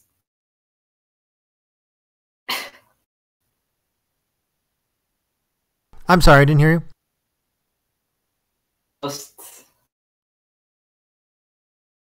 You're breaking up, hon. I think his question was, what's a socialist? No, they're not socialists. Oh, I see. They're more moderate than anything. Californians? Government, by definition, is socialism because it takes money from people and redistributes it. The question isn't whether or not a government is socialist or not. The question is how much. So when I complain about them being socialist, they have too much government regulation. I've been there. I've delivered products when I was a truck driver there. Truck drivers hate California. We hate the place. In fact, the companies that I used to work for would have a policy of you are not allowed to fuel up in California because of the paperwork involved. What? Oh yeah. We couldn't get diesel inside the state. We were allowed to get diesel right outside the state, drive in, do whatever we needed to do, but we could not fuel up again until we left the state. Wow. Yeah, I mean, California was that much of a pain in the ass. Like, there was something about being an over-the-road truck delivering company and fueling up in there, which required you to fill out paperwork to California. And I'm like, you're serious? It says, yep, if you fuel up, you're not allowed to do it on the company card. So, yeah, and this was like 15 years ago, maybe 20. I don't even know how much worse California's gotten. They're legislation crazy. They've got rules on everything, and they stifle themselves so bad. The only reason that state still exists is because of Hollywood. And more and more Hollywood people are Hollywood. I'm going to call it. It's dying. Okay, their industry is dying because you no longer need these massive studios to make stuff. You know, independent people can do it anywhere. They can do it out of their garage. I mean, I've seen some stuff that people do on their better and more competent too, and they have the soul put into it, which Hollywood doesn't. Right? What is this independent guy really losing? Okay, he's losing money, but I'm talking about a guy that already has enough money for making little short films on the side or whatnot to produce an independent full feature film. Oh, in Canada, you guys, your film industry is better than ours now, as far as I'm concerned. Like, you don't have the big name busters, but when it comes to quality, Canada's, you know, film industry and their TV, TV production, it's really up there. It's pretty good. I haven't. I honestly don't know. I couldn't name any Canadian movies or whatnot, but I mean just for production. Oh, just for production in general. Okay, yeah, that's pretty cool. Yeah, for locations and stuff. A lot of the money comes from Hollywood, no matter where it is. Oddly enough, a lot of money came through. Yeah, let's skip to him right now. Actually, Mr. Weinstein. Yeah, that's silly guy. This guy was basically the center of Hollywood for the longest time. This guy was God. You know, almost nothing got done without him. You know, he had a stranglehold. And then this guy, like, he had been doing this whole rape and sexual harassment thing for like decades now. Although a lot of these things I'm not quite sure about, because there's part of me going, oh, you're accusing him of rape now that it's been like 9 years. Yet the guy helped you with your film career and made you millions of dollars. So, you know what? It's a little hard for me to think that it's rape now. I mean, if it really was rape, why didn't you bring it up like 9 years ago? And I understand the whole shock and trauma thing. Because the guy did the thing. But Like, think about it. Like, no, think about it. Like, if a guy is gonna sit there and say, you know, I can make you famous, but I'm going to like do stuff to you or whatever. Like, I'm going to fuck you or whatever for it. Like, I mean, that's kind of like blackmail. It's like a threat. Oh yeah, and that would be right. definitely sexual harassment. He's definitely into sexual harassment. I got that, no problems down. A lot. This is one of those cases where I'm like, you didn't know. You went in there completely blind, and then he jumped you and tied you down and forced you to have sex. Then he decided to give you a lot of money. You know. Yeah, I would. The sexual harassment, definitely. The guy's definitely a pervert. Definitely a horrible person. Definitely. I mean, no question about that. Like, and I'll say this: everybody knew it, and that's everybody the knew thing. And everyone knew it. It was what did they say? An open lie of sorts. That they made jokes about it. Like there was that one Oscar where they said, "Well, there's 5 more, women who have won Oscars, so that's 5 more women who don't have to sleep with Harvey Weinstein." They joked about it on that one TV show. It was like, I forget what it was. I think it was Community, where a woman got up and said, "Look, I know all about the Community couch. I turned down Harvey Weinstein 3 times." Everybody knew about it. And yet these are the same people who were exploding about Donald Trump saying they let you grab them in the pussy. Well, if they let you do it, it's consensual. Don't say that. It's consensual. But if you're threatening them and that's how they let you do it, that's not consensual. Well, threatening them is one thing, but Donald Trump never threatened anybody. He didn't need to. They just wanted to sleep with him because he was rich. Harvey Weinstein was along the lines of, if you want that shit. Saying it or whether it's true is another matter, but Harvey Weinstein was along the lines of, you will never work in this town if you don't sleep with me. That's the difference. I mean, being powerful and women wanting to sleep with you, that happens. Okay, you don't need to go out and force women to do it. I'm pretty sure Harvey Weinstein could call to his butler and go, "Hey, here's a roll of $100 bills. Go down the corner, get me 12 hookers and a bag of cocaine. We're going to have ourselves an orgy." He would find willing participants. I have no doubt there'd be people who would be willing to do it. Like, "Oh, coke-filled orgy, I'm in." The problem is that with Harvey Weinstein, with Donald Trump, it was about the sex. Harvey Weinstein, it was about the power. It was about having power over other people. That's what it was all about. Right.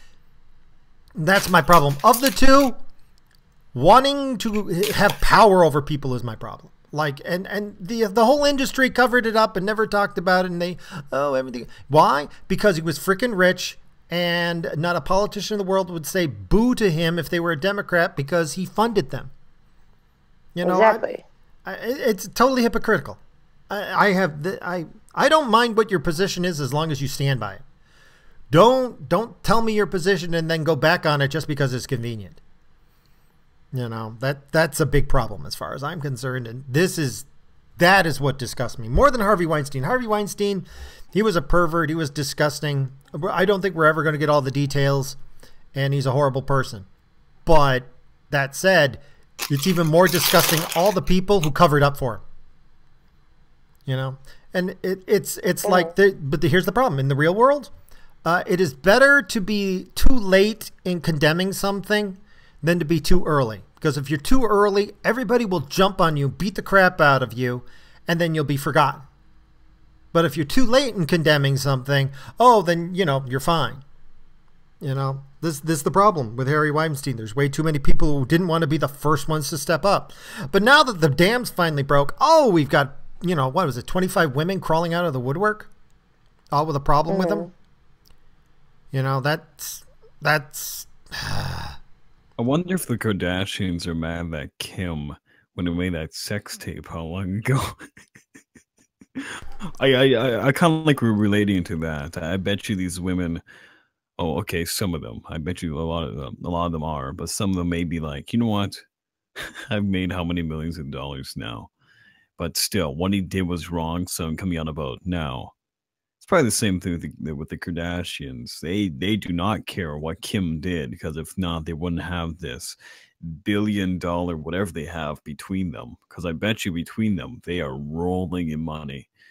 Individually, each of them are rolling in money, but together, oh man, I couldn't imagine. I've been to Big Lots and I've that. seen like designer perfumes, undergarment, feminine pads for Kim Kardashian. like that woman had so many products with her face on it. It's not funny. So you're right. You're probably absolutely rolling in it. And it's because they were willing to do things that other people weren't. Now, I'm not saying that's right or wrong. I'm not, but you know, if you're going to take a moral stance against something, you take a moral stance. You know? Yeah, they are talentless hacks, and products that they produce aren't exactly good. I couldn't speak for any of their makeup, but when you look at their clothes, I can barely speak of their clothes too. But any designer clothes in general that I've seen, especially the new stuff now, it's not that good. I could go down to one of those random shirt printing stores and get them to do my logo. I could just make one of these logos and throw it on one of these shirts, and it'd just be as good. A lot of these, there was the Kardashian sisters. There's two of them. I'm pretty sure were selling these shirts for over $125. That simply just had a picture, a screenshot of their a screenshot of either Instagram or their face over, let's say, Pink Floyd, over Biggie, or these different artists. And all it was is just their logo over these artists. That's all it was. Or a screenshot of their Instagram post over these artists. And these shirts are selling for $125. These are designer clothes. I don't understand. I bought this $10 shirt, this nice lime green $10 shirt with a pineapple embroidered on near the top left. Dude, literally all the clothes that I'm wearing right now, I got for free. So Yeah, I don't do designer shit. Honestly, I got everything I'm wearing for free. Well, no, I think my socks. Nope, those are a Christmas present. That's right, socks were a Christmas present. My shoes my mom gave me. My pants I got from an ex-girlfriend. The pants underneath them I got from an ex-best friend. The sweatshirt was my dad's, and then I have a vest on that I got for free from an old roommate's sister who was my size but had lost weight. So I got some of those clothes. And then the shirt that I have on is like a long sleeve thermal I got from my mom. I'm literally wearing nothing that I've paid for. You know what? And I've got nice clothes too, but just I've got nice clothes.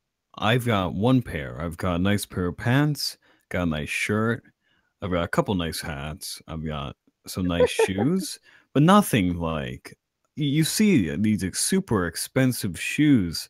I don't. Oh my God, no! I don't understand. See, I can shop in the kids section because I'm a tiny little person. I fit in kids' shoes, so they're cheaper. I've got like these 100 and something.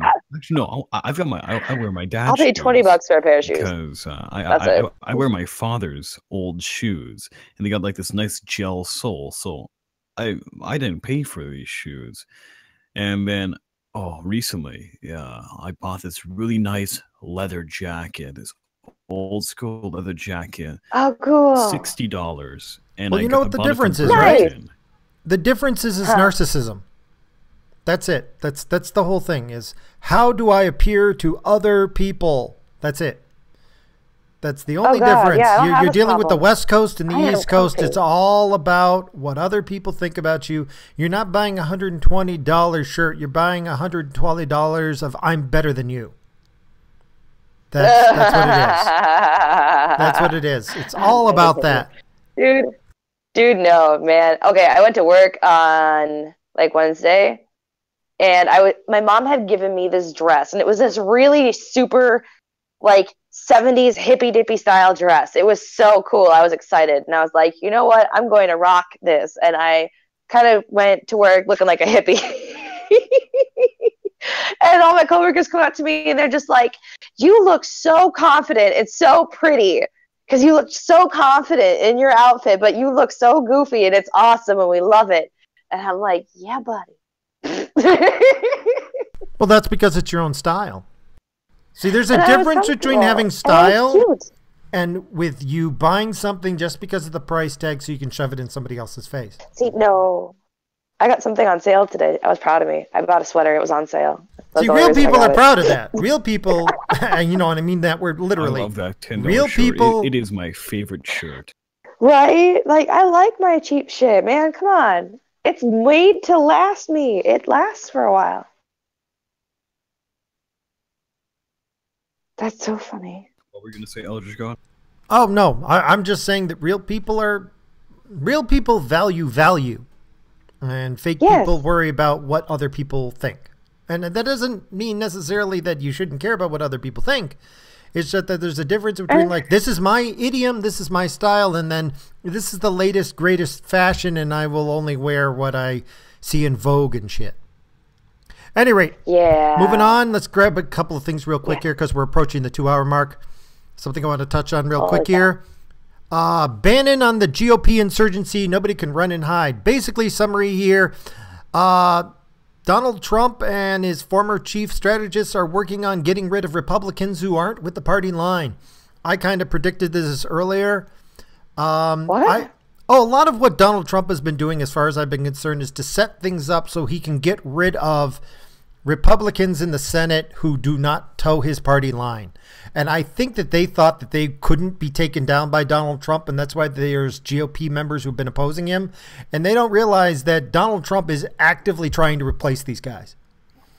He's already starting now. Everyone that doesn't agree with him is what he's trying to replace? Well, there are Republicans who have been siding with the Democrats against him. You know, and it's been over some crazy. Well, yes, but that's besides the point. I'm telling you about what's happening. And those people are saying, oh, you're not towing the party line. You're not doing what you were elected to do. Okay, you know what? Maybe we need a different candidate than you. But hold on. There's a thing, though. When you are running for a position or whatever, you have to say it's along the whole spectrum of politics. You've got your more moderate Republicans that aren't as crazy as your Tea Party Republicans, because those guys are fucking blockers. I'm sorry. They're fucking crazy. I'm so sorry, but they're crazy. I used to fucking do fundraising for them. Holy shit. No, I'm with you that the Tea Party is a bit unhinged. Yeah, no. But any extreme group is unhinged. Any extreme group. Right. Exactly. But even with that, you've got the ones that are more centrist, but they're still technically Republican. Yeah, and but so I agree with the concept of rhinos. All these people in this one little corner. I do agree with the concept of rhinos. Republican in name only. These guys that he's targeting, which is only those are your centrists. No, they're not centrists. They're not. They are bought and paid for corporatists. They sold out long ago, and they do not represent their constituents. I agree on that part. The ones that have been active, there are people who have been disagreeing with Donald Trump, but they make a case for it. And then there's the groups that disagree with Donald Trump because he's immoral. The moment you don't give me a reason that you're opposing him on a specific topic is the moment that I'm pretty sure you're just making excuses. If all you're doing is making emotional ploys for me to understand your reasoning, then I don't want you. You shouldn't be a leader. Okay, you don't convince people to do things because of the emotions. You do it with facts. And if you came up with a fact that proved me that Donald Trump was wrong, I'd agree with you. I'd be like, oh, well, there's an undisputed fact. But it's like, he's just a horrible person. I'm sorry, but that's not a reason. Person. Yeah, he is a horrible person, but it doesn't mean he's not right. And I'm talking about specific issues, not in general. But there's a set group of Republicans. But I don't agree with the things that he's saying. But there's a group of Republicans who oppose him on everything. Just because. And it's because their corporate owners don't want Donald Trump. It has nothing to do with their position. So I'm whether right or wrong, this is happening. And I think you are going to be surprised in the midterm, because I think when the Republican primaries come along, you're going to see a lot of challengers for people who are saying, because there was stuff that would have gotten through, except it tripped to the finish line because they wouldn't, I just don't support Donald Trump. Oh, really? Okay, well, you know what? What you were elected to do. Oh, wait. Do you mean they were opposing bills just because they didn't like Donald Trump? Yeah. Oh yes, okay, I understand now. I was really confused. So I'm like what exactly could possibly be what you're like? Yeah, Oh no, my yeah, God. there's a couple of bills that Okay, have been proposed just because they hate Donald Trump. And part of me is like going along the lines of, that's if you came out for stupid. That's a reasons, stupid reason to oppose the bill. if you came out with a specific reason that I could stand by, that'd be fine. But the history for, I think it's like 8 in particular, is pretty consistent, where it basically boils down to we don't like Donald Trump. And they all have a long history of basically being bought by big corporate money. So, but I'm just, anybody want to make any comments on that? I'm just mentioning it because I called this like 6 months ago. Have you seen Eminem's new Yes, I did. I did, and I loved it. I freestyle loved it. I loved on it. I Donald loved Trump? It. No, I have not. And to be honest, the guy was has a wonderful. history for attacking anybody who's a politician, so it doesn't surprise me. Yeah, it's Oh, it was great. it's trending right now. A lot of people are going after him about, oh man, here you are, just at it for attention. I don't know. It seemed pretty good, and people were getting at him for the lyrics, but it was freestyle, so I can't blame him. I mean, no, it's his opinion, and I Yeah, got to respect exactly. him for his opinion. If that's what he feels, that's what he feels. And to be honest, he has a long history of attacking all politicians. Yeah, no, like he's gone after everyone, and also what I want to say, he does have a point. One of his biggest points was Donald Trump just kind of, he's going after the little things, like that's what's going on in the NFL, right? He's making a big scene on Twitter while he should be doing something else instead of making a big scene on Twitter, right? Yep. That I have to agree with. He should be doing other stuff than dealing with this petty shit going on in the NFL. Well, I mean, we all know that. Well, as far as I know, all that petty shit he goes after, that's just a smokescreen. He does that because of the Overton window. And he wants to force out. Eminem, man. Yeah, he's doing that deliberately to force news out there so you won't notice the other things he's doing. It's a horrible tactic, but it's a tactic, and he couldn't get away with Those it are if the pretty much news. Eminem's exact words. Yeah, if the TV news dealt with actual issues except for hanging on his every tweet, he couldn't get away with it. Okay, the fact that he's getting away with it he's trying it and it's bad, but it's even worse that the news is feeding on it because it works. And they won't stop feeding on it because it gives them ratings. And they are so desperate for ratings, they'll do anything. Whether they like it or not, the media has painted themselves into a corner where they are a puppet on a string. He can control them with a tweet. It's bizarre. I hate it. Yeah, well, but I don't know if I hate him for him. Crashing down soon enough. I mean, Big media. I hate him Big for media. it too. Big media. Mainstream. There you go. Mainstream media. One of them's gonna crash down soon enough. I'm still crossing my fingers that my prediction will be true. I predicted that there'll be a major bankruptcy for a major news network before the end of the year, and I'm running out of time. But I'm still open. They're all doing pretty bad. But I may be wrong. I may be wrong. They may survive. But I'm pretty sure somebody's going to go belly up soon. I'm hoping that my prediction's right. Any rate. Any other stuff? I've only got miscellaneous stuff here, so we could wrap it up here, or there's like 2 other things I can mention if you guys want to talk about stuff, or we can end it here. Well, like, where are we at right now? We're at an hour and 45 minutes-ish. Yeah, let's finish off the last, because I saw audio. Yeah. And you know what? Audio sounds better when the voice is more hoarse for some reason. So gotcha. What? James O'Keefe busts YouTube deciding what is and isn't legitimate news. I don't know if you guys caught these videos, but he basically did a lot of that, Project Veritas bullshit, where he got YouTube execs to confess, oh yeah, we control the trending feed.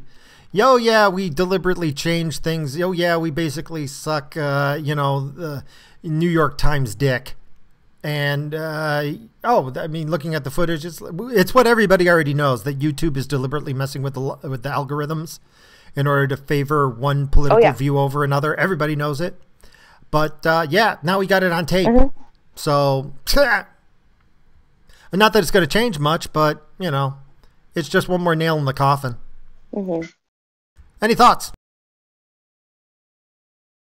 Good. Hey, it's good that I didn't look at the article, but from what you're saying, yeah, we did know this for a while. But it's good to finally have clarification. And yes, they're doing this. Will it make a difference? No, it won't. Because the YouTubers can't do shit. We can just bow down to them. The only thing we can do is jump over the VidMe. And even then, if we did that, number one, the VidMe servers would go down. They couldn't handle the amount of traffic. Number two, what I've heard from a buddy of mine who does have, I think 30, he's got, what is it? 5 digits. So like 50,000+ subscribers. He tried VidMe out for a little bit there, and he said how monetization works. It's kind of weird. So then you have that too, and then you just, if different YouTubers go over there and just primarily stay over there, you're losing the race over here. There's just less competition on YouTube. For YouTube to work, for VidMe to work, everyone needs to go to VidMe. And like I said, they need to get better servers for that to happen. I'm not sure where it's going here, but for right now, whether we like it or not, YouTube's kind of still the main horse and pony show.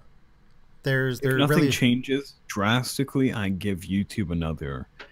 Okay, definitely next year. So it's staying next year.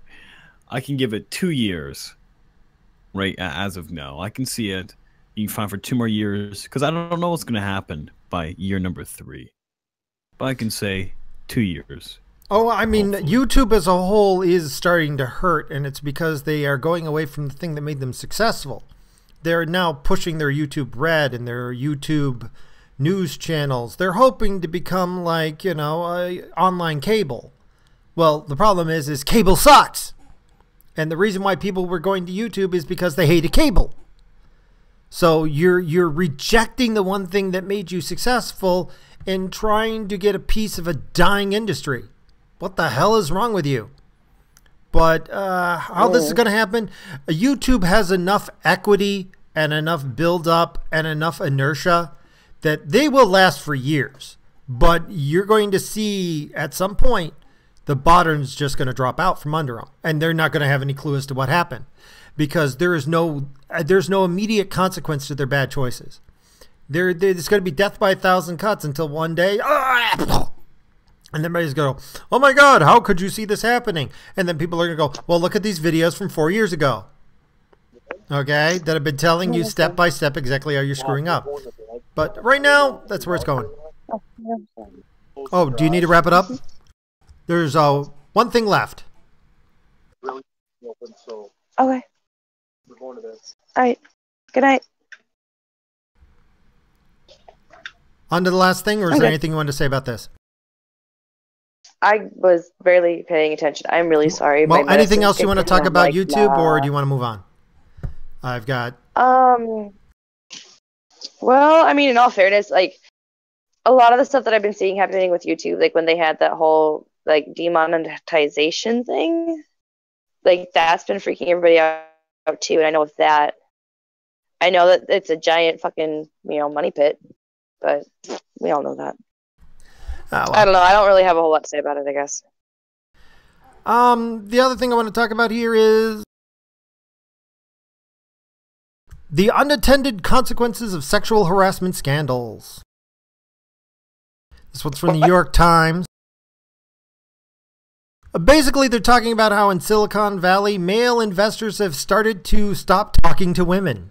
They refuse to meet with women one-on-one, or they will reschedule them from, restaurants to conference rooms. They will make sure there's other witnesses there. And basically, they maintain about 10 feet distance from the females at all times. And you might be saying, oh, well, isn't that great? It stops from sexual harassment. Well, the fact of the matter is that sometimes if you're going to have, like, a mentor or somebody who sponsors you, you occasionally need to talk to them in private. Well, if the men are terrified of being alone in a room with you because they're afraid they're going to get sued or lose their jobs if you like say, oh, wait, he touched me, you know, he needs to be fired, which can happen. It's actually really inhibiting like women's access to upper management because upper management is like terrified of them. But this is what they wanted. You know, I just wanted to mention it, that this is what feminists wanted. They wanted it to like, you know, men in power don't harass women. So, you know, the only safe person you can talk to is another, you know, heterosexual male. So why not just have like more than one person in the room? Well, that's not always an option, especially if it needs to be a private discussion where you don't want other people hearing about things.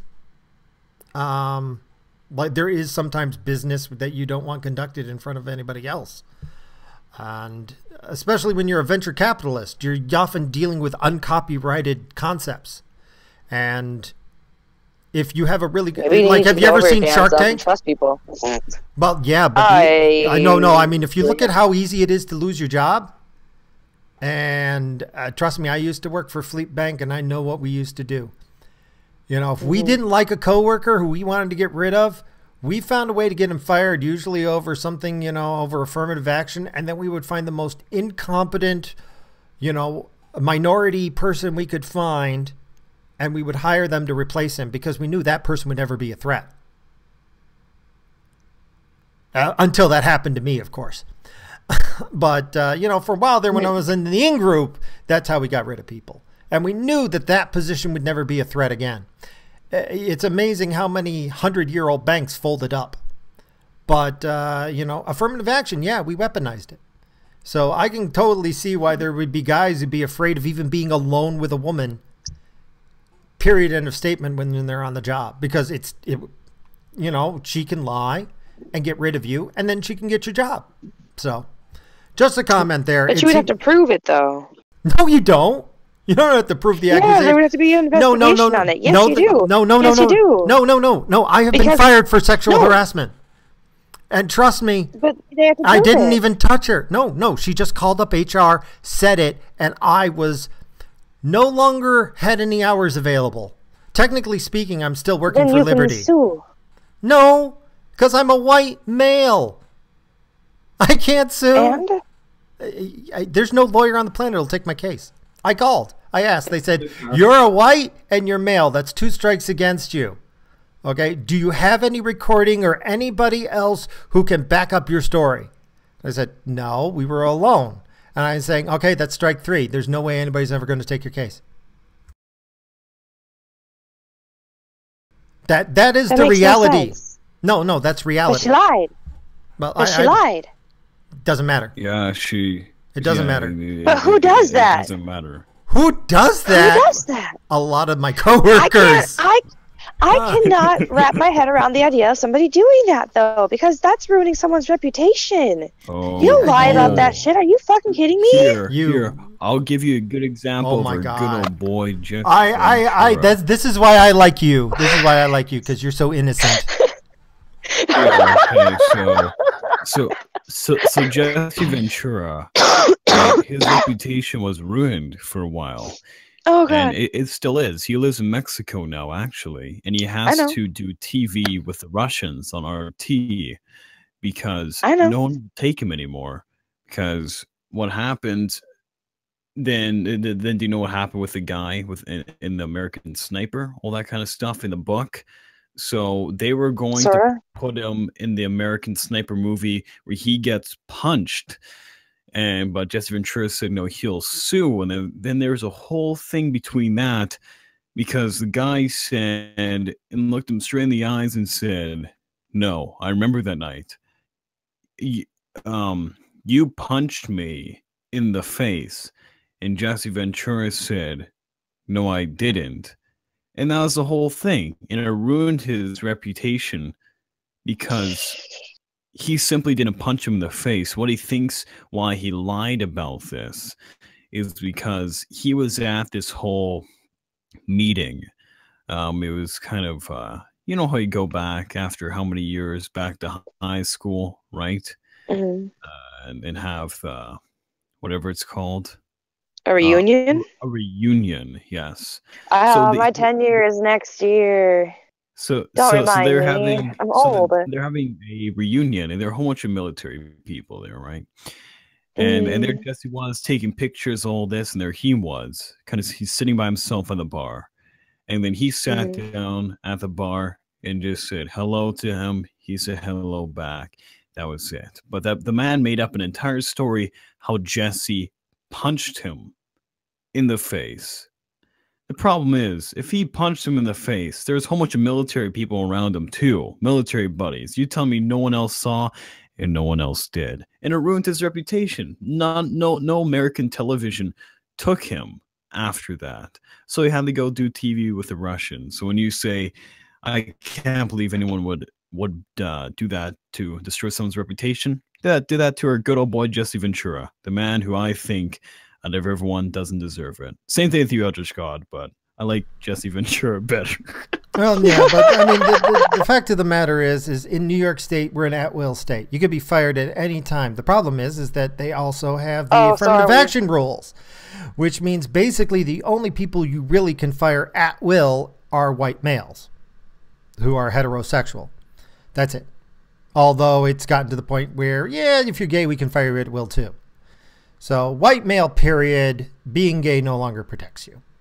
It used to, but it didn't. So, Paranoia. but that's the situation here, at least in New York State. I don't know about the rest of America, but in here, yeah, HR can suspend you with no proof whatsoever. And I don't even go into what happens if a client complains. If a client complains, you're out for 6 months without pay. But at any rate, there's only one thing left for me to bring up, and well, I'm going to let it. Before going to that, can I bring up one more thing? Oh, sure, go ahead. Boy Scouts, the Boy Scouts of America, have finally caved in, and guess what they're doing? They're letting yeah, I in heard about that. girls into the Boy Scouts. Guess what? Which makes no sense because Boys can't go into the girlfriend. Boys can't go into the Girl Scouts. Girls can go into Boy Scouts, but boys can't go into Girl Scouts. But it's not just that. It is the Boy Scout organization that caved in, right? It's their fault, and they're stupid. The Girl Scouts are the ones that's actually scolding the Boy Scouts. It wasn't them that did this. If anything, the Girl Scouts should be changing their program. I don't know why the hell Boy Scouts bring them in, but this is the problem here. Well, the reason why is because they want more money. More members means more money. Yeah, exactly.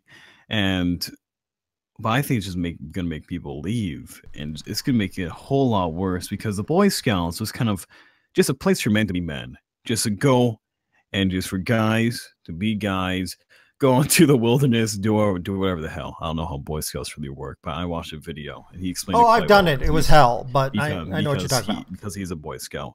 Yeah, and now with females in, they're not going to want them doing everything that boys do.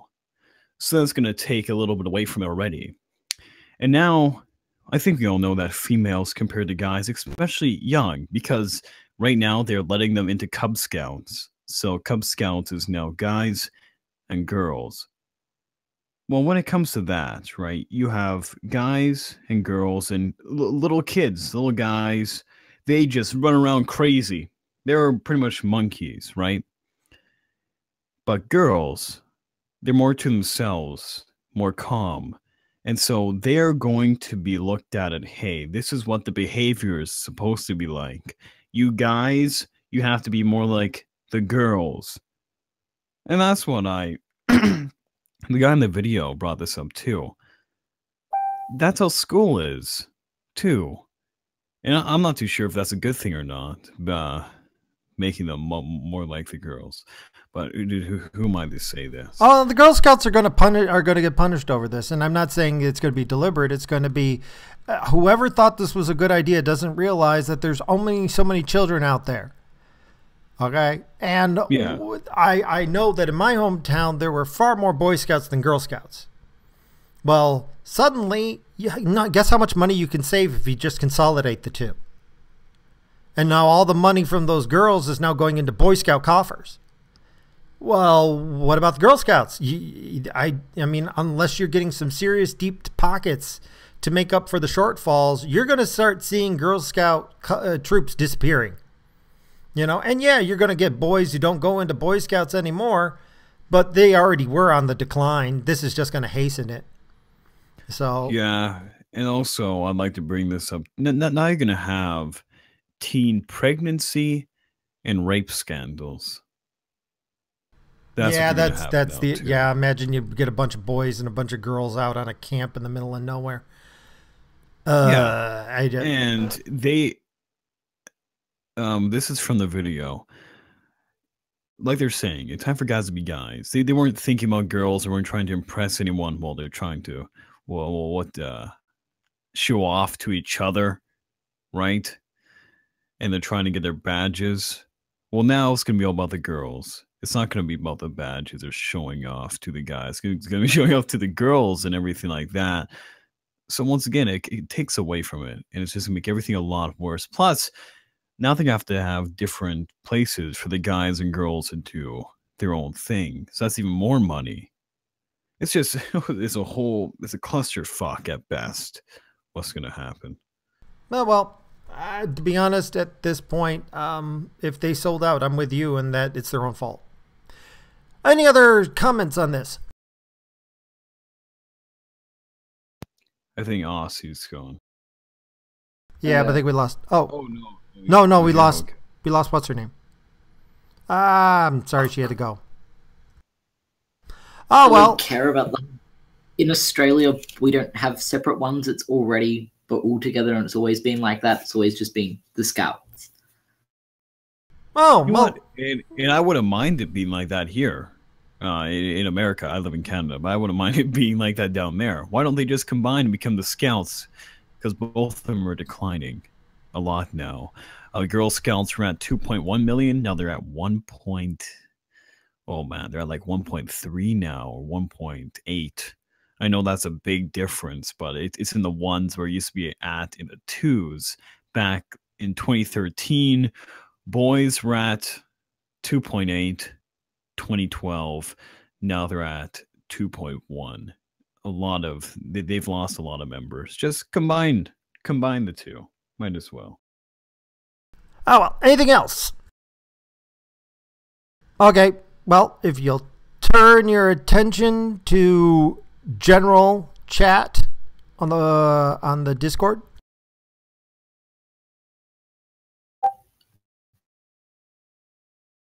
Okay. That's just it. That's it. I just wanted to show this picture. I saw this picture, and this is what I wanted to end on. I don't even want to talk about it. I don't want there any context. I just saw this picture and said, "Wow, that's like." Are you again? I don't. I'm beyond words. He's at some sort of fashion show. I can imagine him with a super high pitched voice. He looks like the kind of person who would sit there and he'd be like a messiah figure, like leading a crowd of people, and then somebody would come along to him and hand him a small chickadee, like a little baby bird, and he'd just look at it and hold it in his hands, and then he would pop it into his mouth and eat it, and everybody would know that he did it out of love. Yes, Eldritch, go on. I mean, I'm sorry, I just saw this picture and I'm like, wow. I just saw it at random on the internet. I don't even want to put a caption to it because you don't need to. Just because of that beard. Oh my God, that beard. Look at that. That is amazing. Oh, well, that's what I wanted to wrap up on. So this has been the Pain Stream. Any final comments or thoughts before we head out? Next week, we'll be back to our normal, ranting schedule. Okay. All right. Well, It's been real and it's been fun. I hope it's been real fun for everybody out there. And I will talk to you later. This has been Bob. Later.